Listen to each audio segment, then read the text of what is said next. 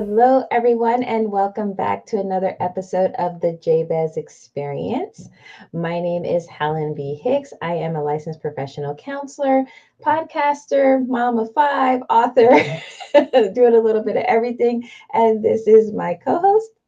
My name is Curtis Brooks. I'm a men's life coach specializing in transformational leadership for men.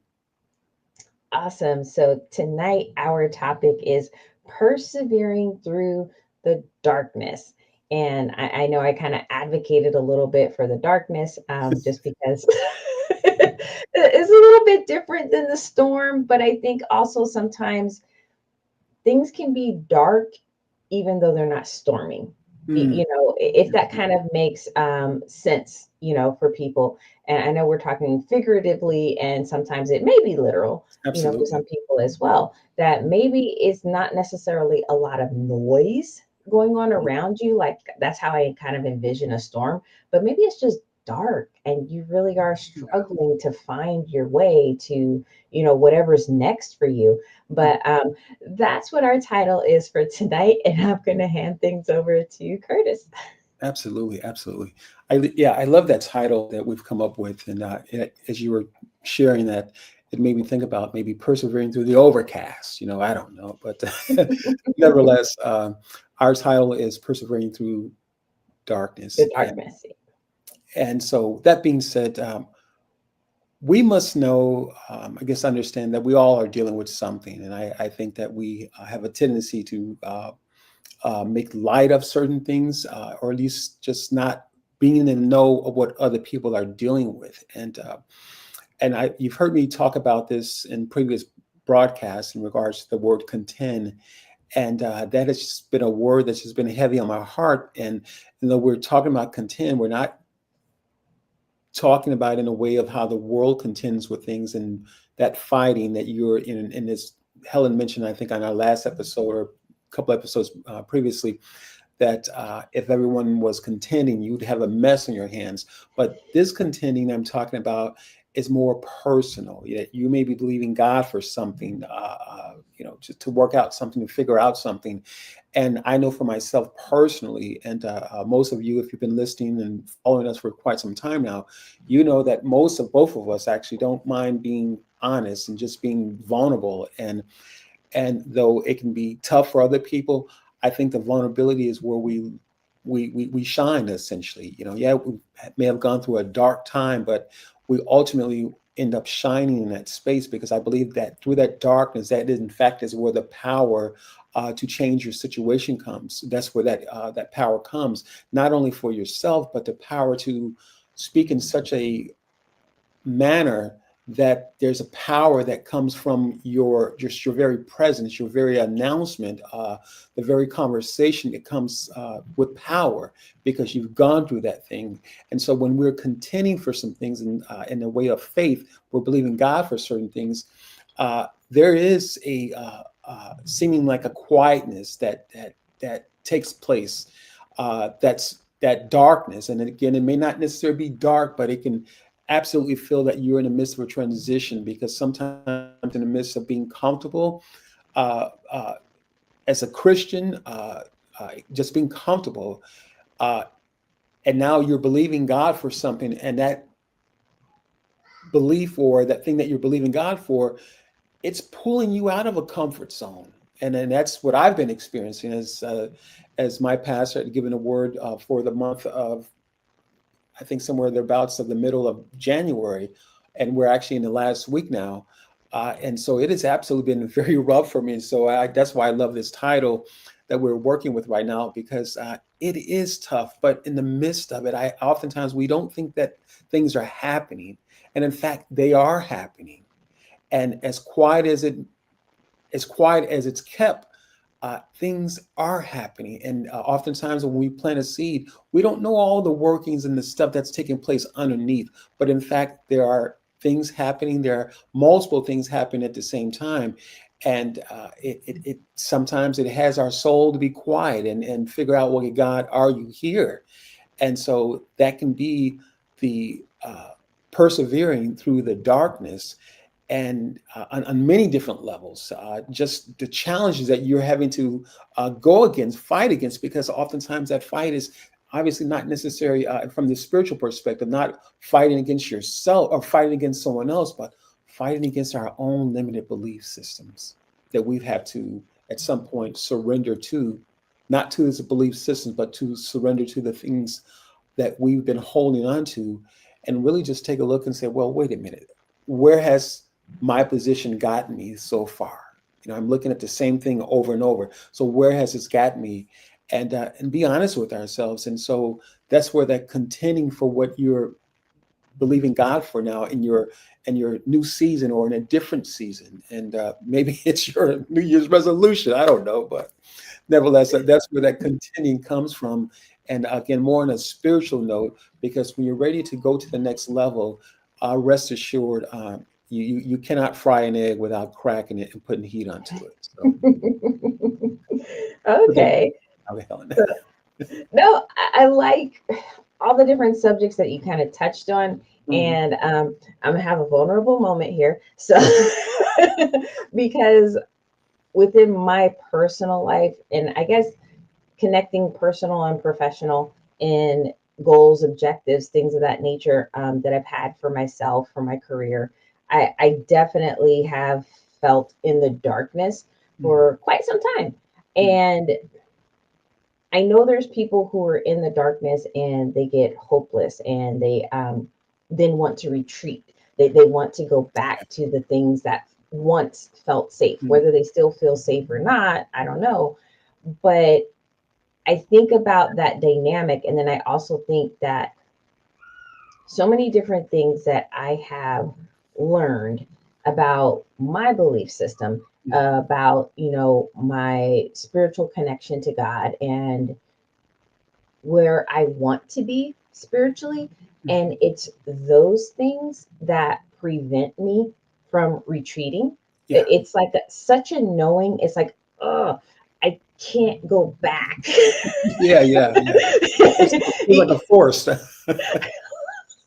It does feel like a force, and in all honesty, it's like a frustration too, Mm. because I still don't see the light. Like, I'm in the darkness, and it's kind of like maybe every once in a while it's like somebody switched on a flashlight, and then Mhm. by the time it catches my eyes, it's like it's back to dark, and I'm like, oh crap. Right. And it's, I understand being in the darkness, you get to a point where it's like, which direction am I even going Mm. in? Am I moving anymore? Because nothing looks different, nothing feels different, Mm. and you're constantly wanting and waiting for something to change. And you're definitely praying that it's a good change. It's like, okay, I'm wandering around in the darkness. Don't let me fall into a pit, too. Right, right, right. Absolutely. So, I mean, I guess I'm just speaking to the aspect of, do you have, words for anybody out there who may be in a similar position to me? Like, you feel like you're in the darkness, you've been here a while, you're not Mm. really getting any consistent light that is guiding you, and you feel like you're just kind of sitting here waiting. You're waiting for something to happen, something to change, something to let you know, go this way. Mm. Yeah, absolutely, absolutely. Yeah, I think it's important, Helen, too, because oftentimes I tell even my clients, and I've had to remind myself as well, because there are times this is it. I believe this is what being led feels like. It can feel like you're in the darkness, and no, we don't want to hear that, but being led and just saying, Lord, I trust you. It can absolutely feel like we're in the darkness. And that darkness is not necessarily, in a sense, a literal darkness, but just obviously figuratively speaking, and maybe literal sometimes as well. But it's just that unknowing. And I think that being comfortable with, Lord, I trust you. It's not always easy. It's definitely not always easy. But uh, so I think in a lot of ways, it's just us being comfortable with being led, because I think for so many of us, it's like, let me do it. I'll figure it out myself. Oh, wait, thank you for that information. Okay, fine, wonderful. I'll do this. I'll figure it out.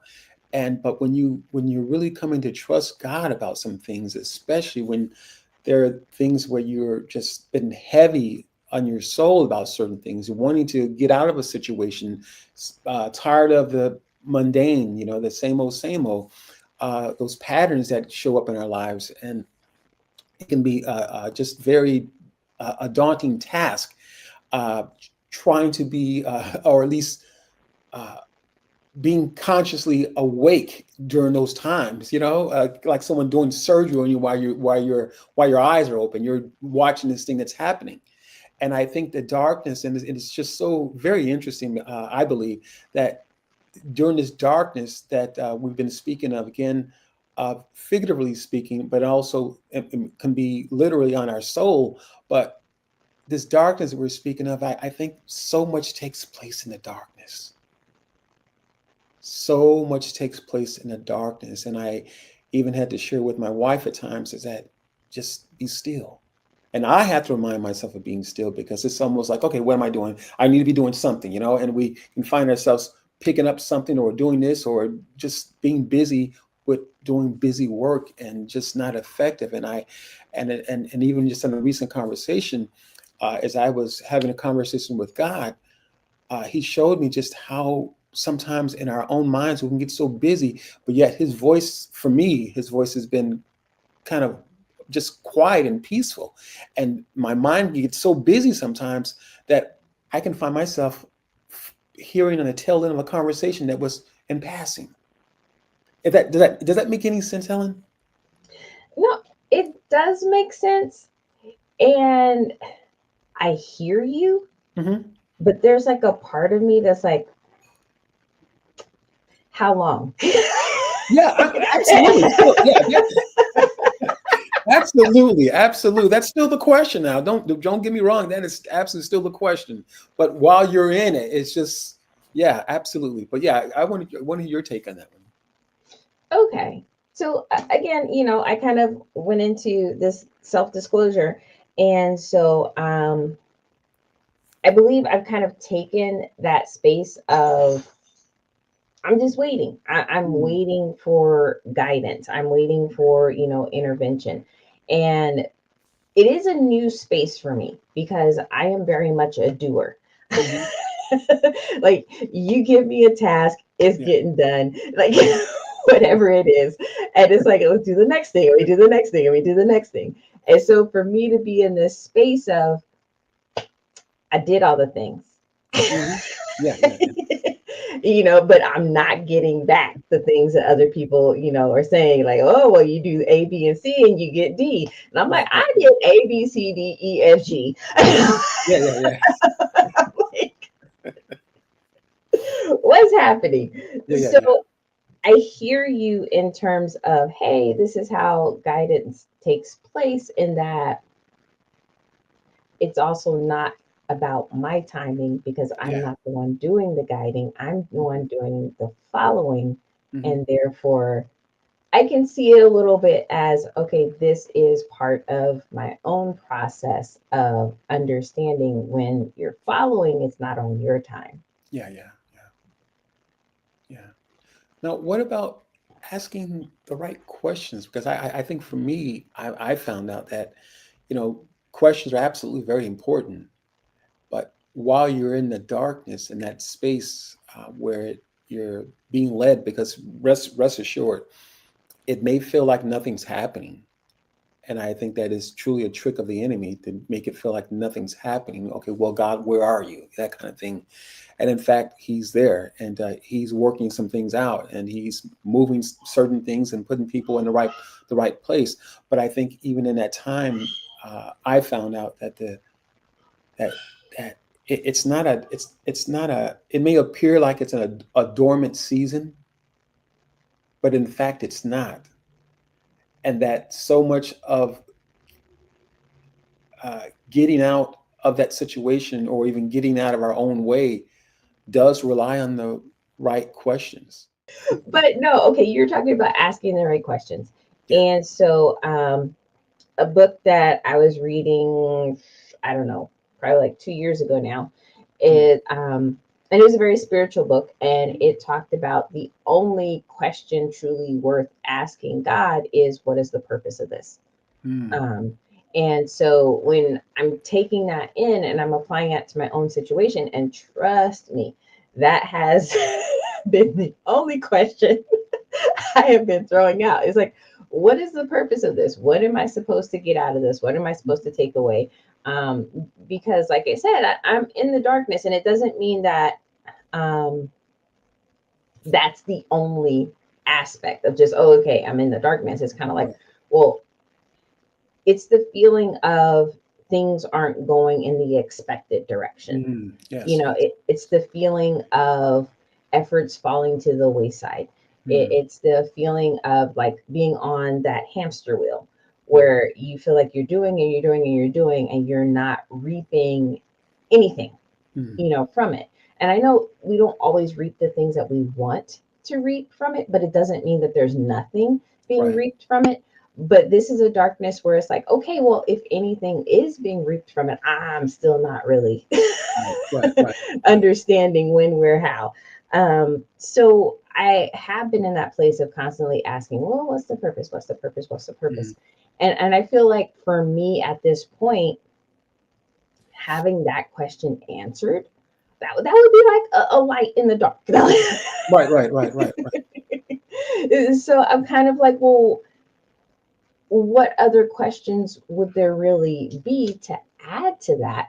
Because I'm not even asking for like, I don't know. If I'm asking what's the purpose, I'm like, okay, I'm here. I'm trying to find something to latch onto into this moment to, if nothing else, help Mm. me to be okay with where I'm at. And Mm. it just feels like there are no answers.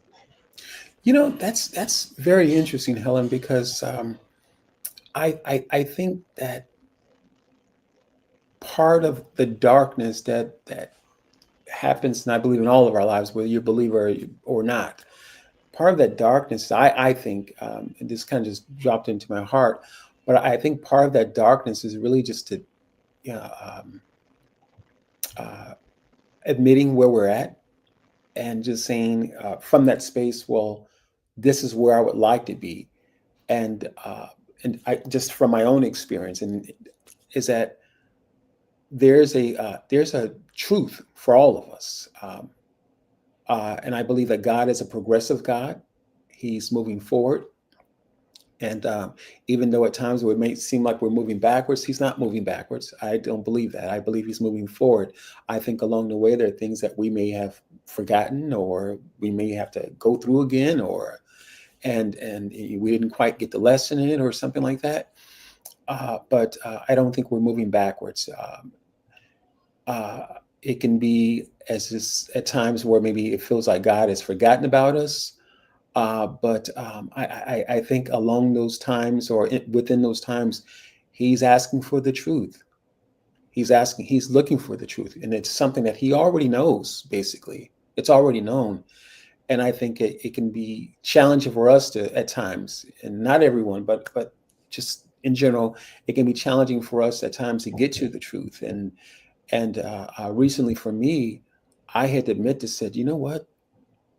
I'm ready for a change. And that's just a little bit personal for myself as well.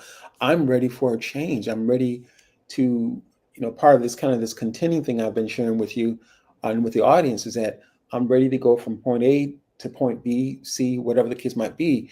And I know the steps, it may not necessarily, obviously, I may not necessarily go from A to Z in lightning speed, but I'm ready for certain things to change. And part of that change is me is, I believe, is that admitting first, being honest, Lord God, this is where I'm at right now. And this is where I want me and my family to be. And just, dealing with that. And so speaking that and then having to go through the go through the motions because I do believe though even though there seems like there's nothing happening, it's that as I like to give an example, a lot of times it's that rock being skipped across the water. As a kid, we would do initially us saying, God, this is where I'm at. It's that rock at that very moment that's being skipped across water, and at the beginning, the rippling or that's happening, it's very pronounced, and as time goes by, it's not as pronounced, and it appears that nothing's happening, but in fact, underneath, there are things that are taking place. And I think that there's the washing, there's the cleansing of our soul, because rest assured, I believe that in order for us to go on to that next level, especially the times that we're in right now, God's not prepared to give it to us and have it to be taken away by someone who is more craftier than we are, or has not so much more crafty than we are, but has done their homework, more like a criminal who knows how to figure out things, but yet the person who drives a car just drives a car, but the criminal knows everything about the car and he steals the car. Does that make any sense, Helen? I don't want to sound like I'm rambling on, but No, I am following what help you're me out. saying. And again, like, I read a lot of things. Um, I'm not the type of reader that reads every book from cover to cover. I'm the type of reader, I get a book for a specific reason and I get that reason and I'm probably done with it.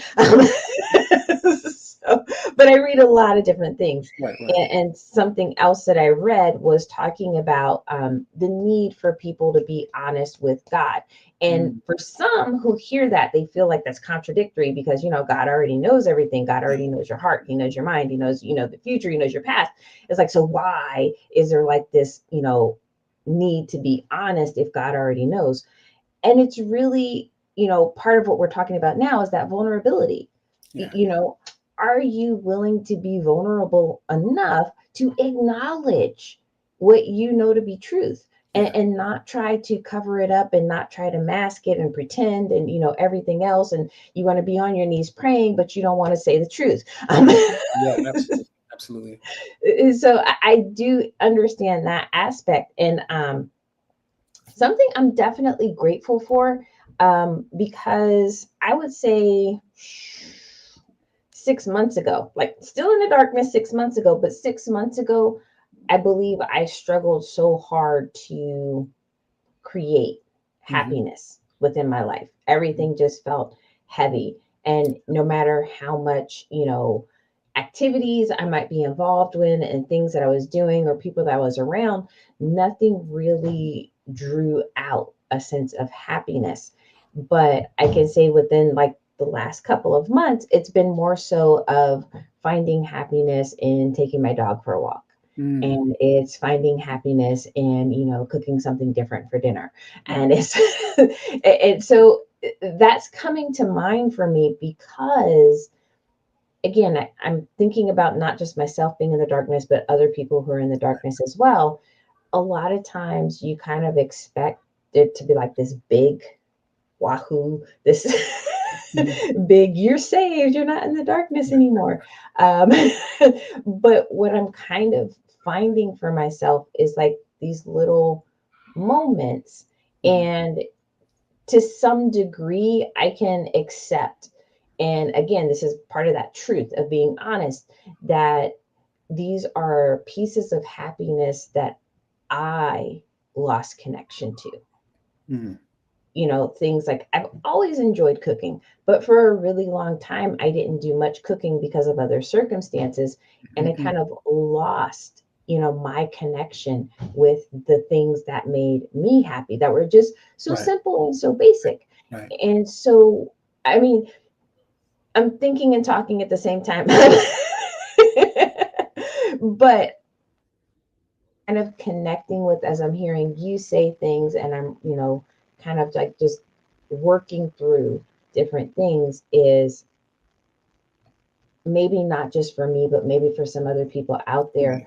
Part of you being in your darkness is about reconnecting with certain things, certain aspects of you, certain pieces of you that have felt lost or distant. And maybe that's a part of culminating into a bigger light. Again, I'm still in the darkness. I'm not saying that I see that big light at the end of the tunnel. Mhm. But I'm just kind of putting together like, okay, here's some sense of purpose.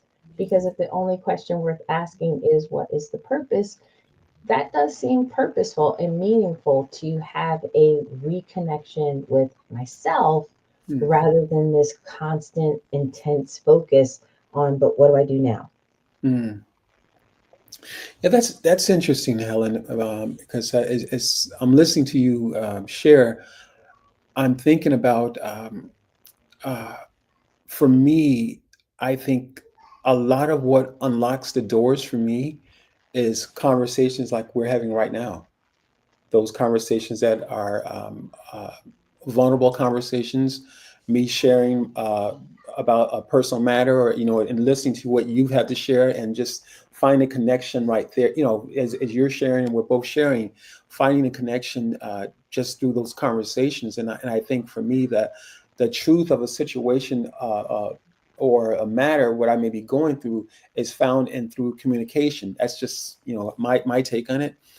And so a lot of times for me, I see the door opening through the through the truth. And again, and that truth for me is being vulnerable, and just uh, just making myself available, uh, uh, hearing correctly, being sensitive to what I'm hearing spiritually, because I think that's when we can hear spiritually, we can also tap into the heart of God and saying, "Hey, God, this is what I'm dealing with, and this is what I'm going through. This is this darkness, this overcast, this storm, whatever you want to call it, that I'm dealing with." And then I'm looking outside, and it's still light. What's going on? I'm not filling up the speed, but I still just believe that God desires that those honest conversations with ourselves, and much like you were saying earlier, not about avoiding certain matters and praying for however long, and saying, "Well, God, you didn't show up." But He says, I need this piece of you, I need that portion of you." And I think it's so much of a for me, it's been so much of a just a eye-opening experience, and just a revealing experience for me, and just a more of a being set free, and just like, man, whew, that feels good to get that off my chest. That feels good to be, hey, you know what, that's it right there, what I was dealing with right there, right there. It's like, someone just rubbing a shoulder or something, a pain that's there. That's it right there. And you're just trying to get that pain that you're dealing with. And for me, my experience again has been that once I can expel those words that connect with how I'm feeling, man, it's like it's a free day for me. It feels so good to be in that space. And then I think that's what the persevering through the darkness, for me, that's what I hear when hence the title of our conversation here, persevering through the darkness.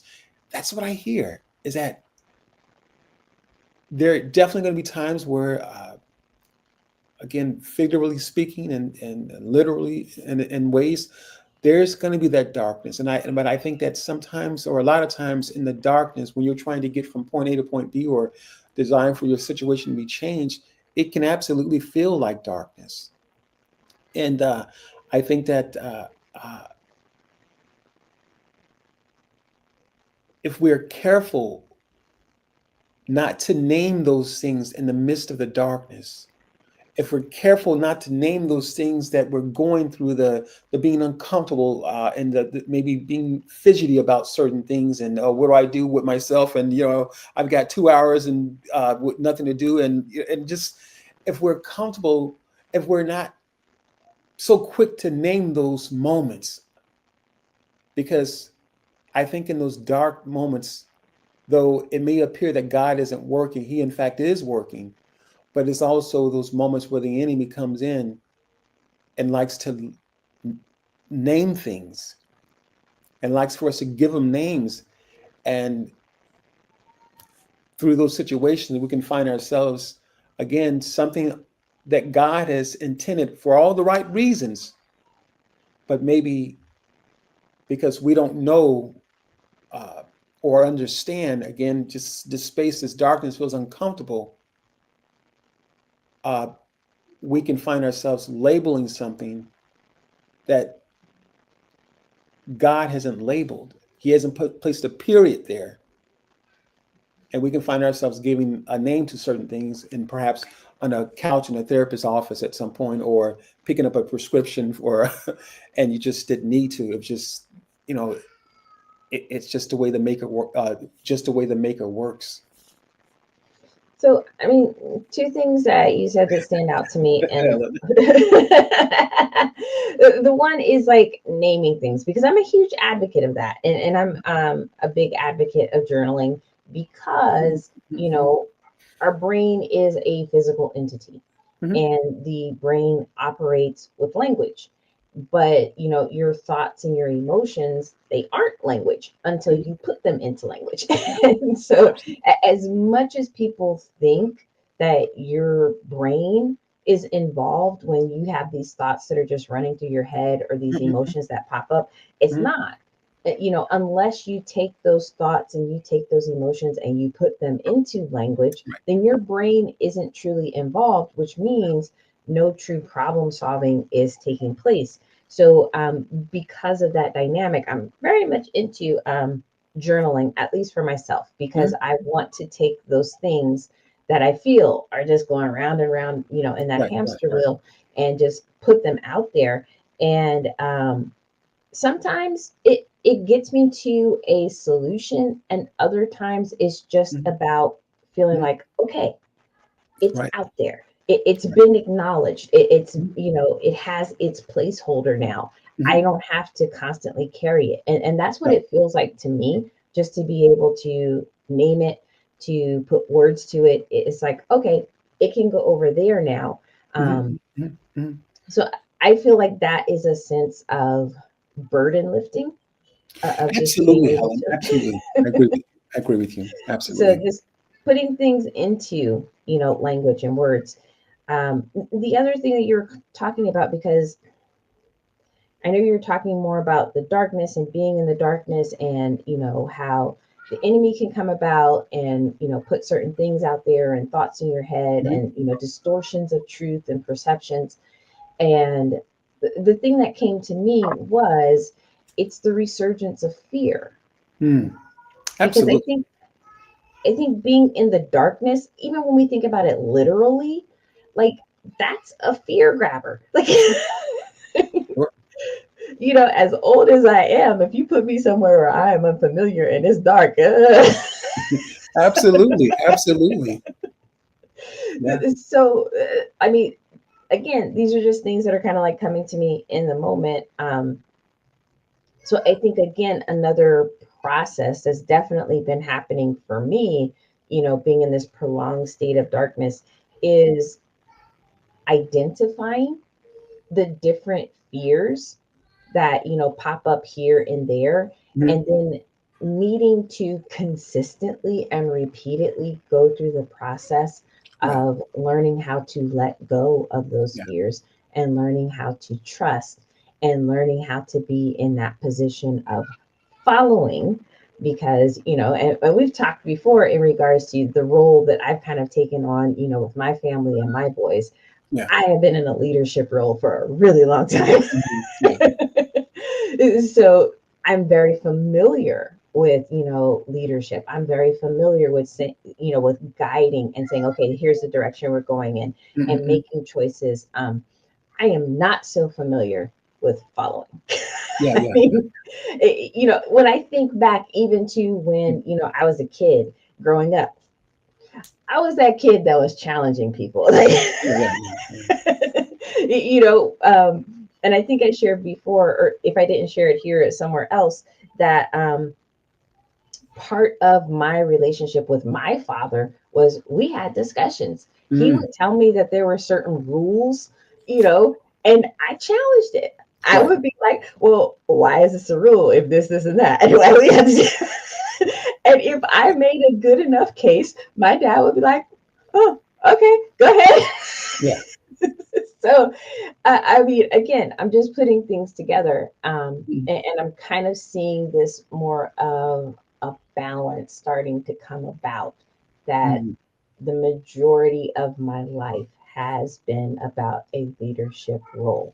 yeah, And yeah. especially looking professionally, Hmm. professionally, I'm the therapist. What is that about? That's Mm, about leading clients through their mm, processes yeah, and, yeah. getting from A to B. And, if it's not with individual clients, then when I was working in programs, then Mm, I was definitely leading the program because I was responsible for how effective right, this right, therapeutic program was. right. So it's like, as I'm kind of sitting here and I'm thinking about, wow, so many aspects of my life have been dominated Mm, with the theme and the role of mm. leader. And then here lately, it has been total opposite.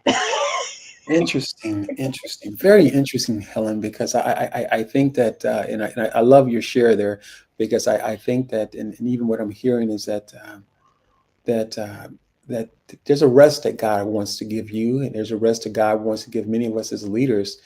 And I think that oftentimes, as you shared your different leadership roles that you played in, not only as organizations, but as a parent as well, it's leading. And but I think there's a time where God is prepared to give us rest, and we don't know what that rest looks like.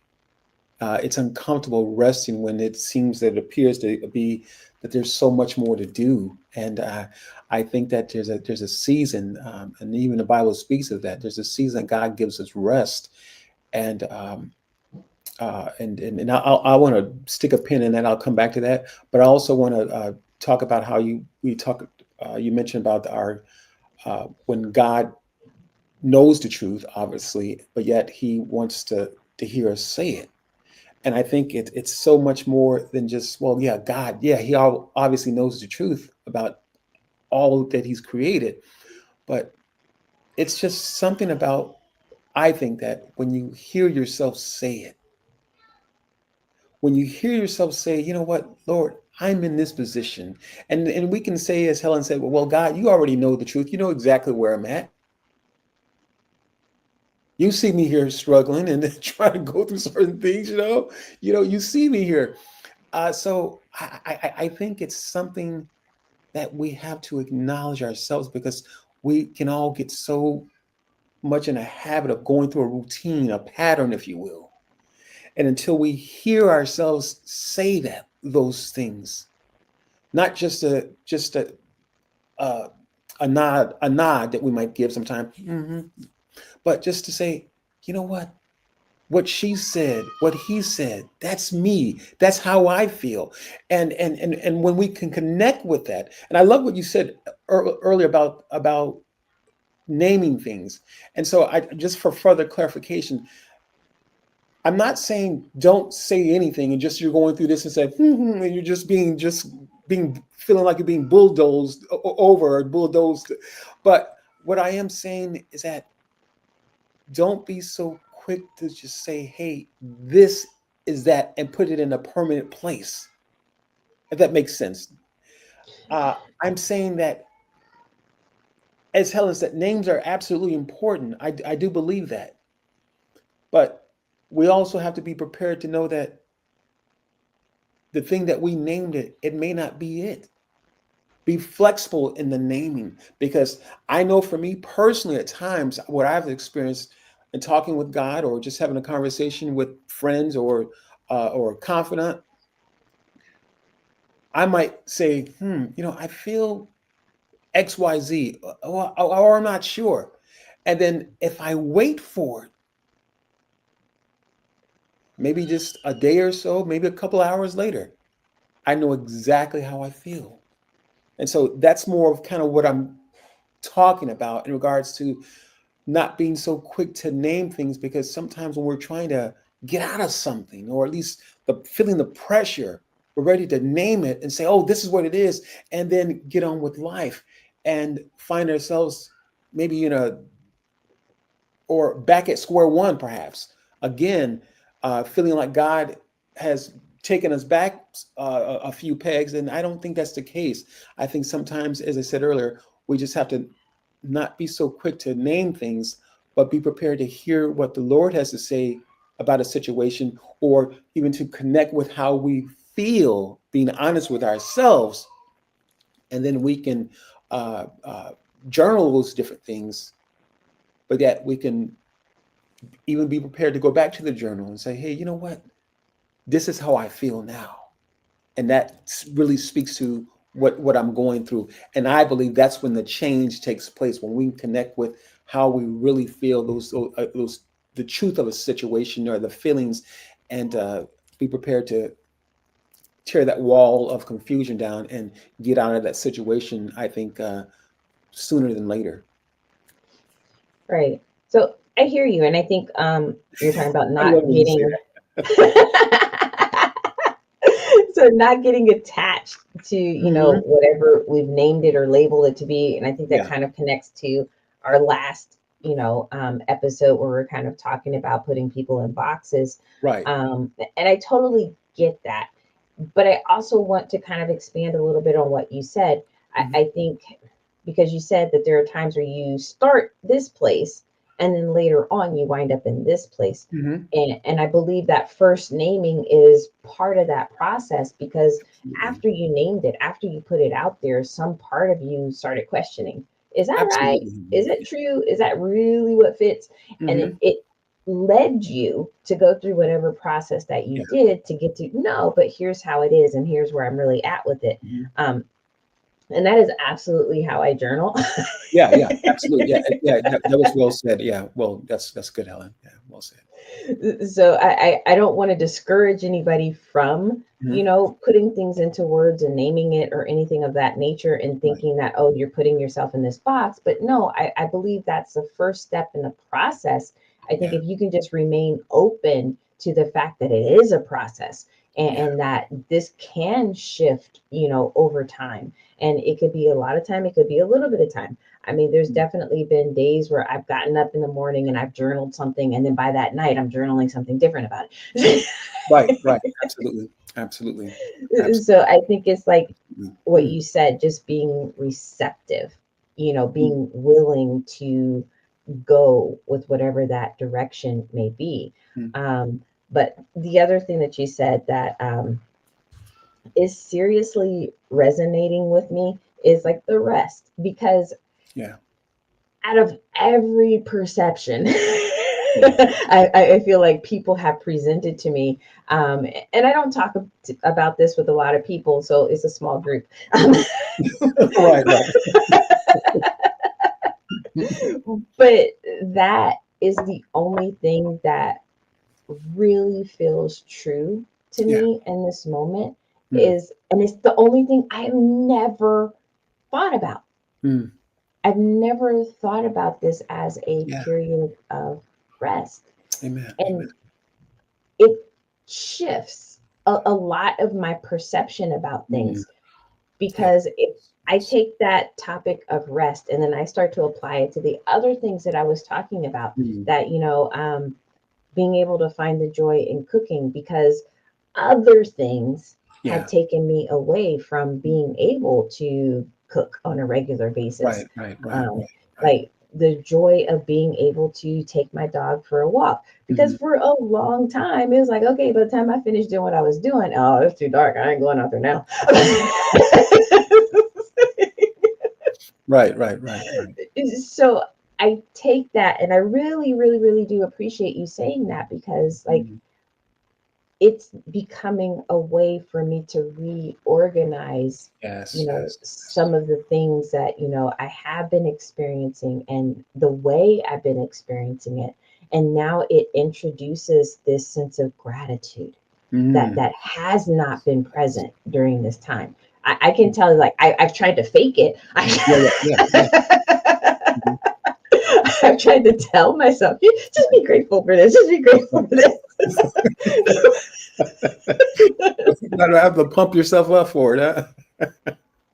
It wasn't working. Yeah, yeah, But like that really brings a sense of clarity. yes, And yes, so yes. I I genuinely appreciate you saying that. Oh yeah, absolutely, absolutely, absolutely. Yeah, I just felt led to say that because I think that I mean, in my own situation, whereas that I am at home dad and at home dad, and I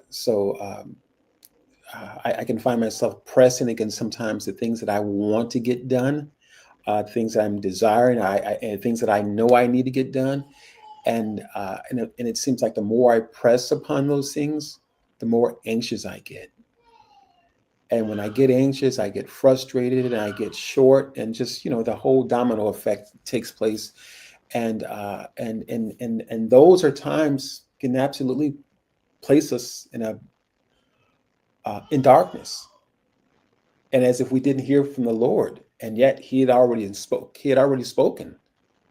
And I think there is a time for all of us. God wants to give us rest, but we have to be comfortable in knowing that, man, God loves me this much. He cares for me. He cares for us. All of His creation. Bible says even God rested on the seventh day, and so I think that rest is absolutely important to our soul for the next place that God is taking us, because He is not going to have us defeated.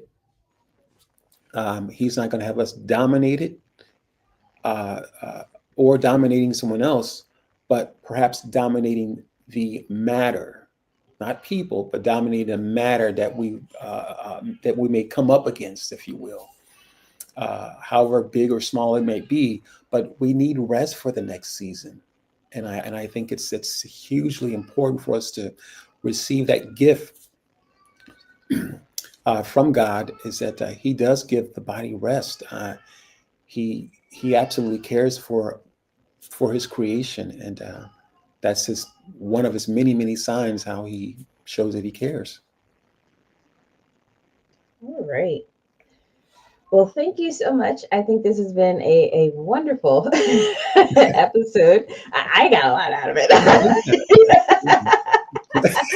So I appreciate That it. almost sounds like, I don't know about you, Curtis. I hope you got something out of it as well. I I know did, we were talking absolutely, about, absolutely, absolutely. but again, to everyone out there who is persevering through the darkness, and whether it's just darkness, Mm. whether it's darkness in a storm, like whatever you may have going on in your world, I truly hope, some of the things that we talked about, this evening will help be an encouragement, a guide, a support, a validation, Yeah, something to help you hold on and to keep going, through the darkness, and to not, give up, and to not fall into a state of despair or hopelessness, because I have not. I I want to make that clear. I have not fallen into a state of despair or hopelessness. Um, but I've definitely been like, what's the purpose? And yeah, now that I feel like rest, it kind of fits for me. rest. That's What's right, right, that? right, right, right, right, right, right. And if I could say this, Helen, and this is just a feeling led to say this, I think for us people, yourself, me included, and all the listeners, is that what that rest looks like. Because some of you may be asking, well, rest, just rest and do nothing. No, that's not what that rest looks like. That rest looks like taking it easy. It looks like not making a fuss about the things that are out of our control, and just going with it. Because if it could go any other way, it in fact would have gone a different way. But learning to deal with what things have been placed before us, and that's the rest that I'm talking about. And so that you give your soul rest, because at the end of the day, it's our soul that needs to rest. And our soul is so active sometimes in just trying to do the will, our own way, or trying to figure this thing out. But give ourselves rest in that, hey, that's okay. It's okay. It's going to be all right. And when you hear those words, subconsciously, we also embody it as well. So I just wanted to clarify that. No, I thank you.